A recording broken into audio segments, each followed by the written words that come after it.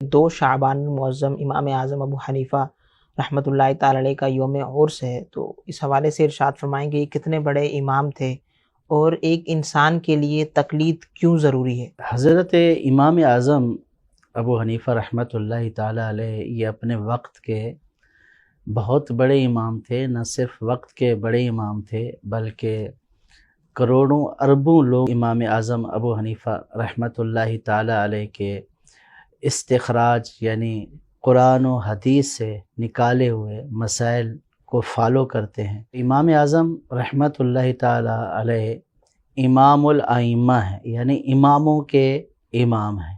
اللہ پاک نے آپ کے مذہب کو، آپ نے جو قرآن و سنت سے مسائل نکالے ہیں، اللہ پاک نے آپ کے اس مذہب کو وسعت عطا فرمائی۔ دنیا کے کافی ممالک میں امام اعظم رحمۃ اللہ تعالی علیہ کو فالو کیا جاتا ہے۔ یہ اللہ پاک کا یعنی خاص کرم ہے، اور یہ لوگوں کے دلوں میں ان کی مقبولیت ہے کہ ان کی وفات کے کئی 100 سال گزرنے کے بعد بھی ان کا مذہب بھی زندہ ہے، اور ان کے نکالے ہوئے مسائل پر عمل بھی مسلمانوں کی ایک تعداد کر رہی ہے۔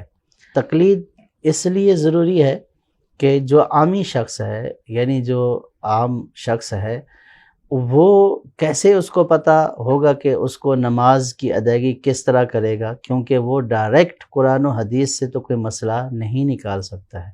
تو جب وہ ڈائریکٹ قرآن و حدیث سے مسئلہ کوئی اخذی نہیں کر سکتا ہے، تو اب وہ زندگی کیسے گزارے گا، یعنی اپنے عبادات، اپنے معاملات شرعی طریقے سے کیسے ان کی ادائیگی کرے گا۔ جو ائمہ مجتہدین ہیں، جنہوں نے اجتہاد کر کے قرآن و حدیث کے جو ماہرین تھے، غور و فکر کر کے ان سے جو مسائل استنباط کر کے دیے، جائز ناجائز بتایا ہے، تو ان لوگوں کے لیے یہ ایک رہنمائی ہے، یہ ایک روشنی کا مینار ہے۔ ہر شخص اجتہاد کے درجے پر فائز نہیں ہے، اور نہیں ہر شخص کے اندر ہی ایسی صلاحیت ہے کہ وہ براہ راست قرآن مجید سے اور احادیث سے جو ہے کوئی احکام اخذ کر لے۔ یہ ہر ایک بندے کے بس کی بات نہیں ہے۔ اب اگر کسی نے عمل کرنا ہے اپنی عبادات اور اپنے معاملات میں، تو وہ کیسے شریعت اسلامیہ کے ان احکام پر عمل کرے گا؟ تو ظاہر ہے کہ جو مجتہدین نے مسائل مستنبط کیے ہیں، تو وہ انہی کو دیکھ کر ہی اپنی زندگی گزارے گا۔ تو اس اعتبار سے تقلید ضروری ہے۔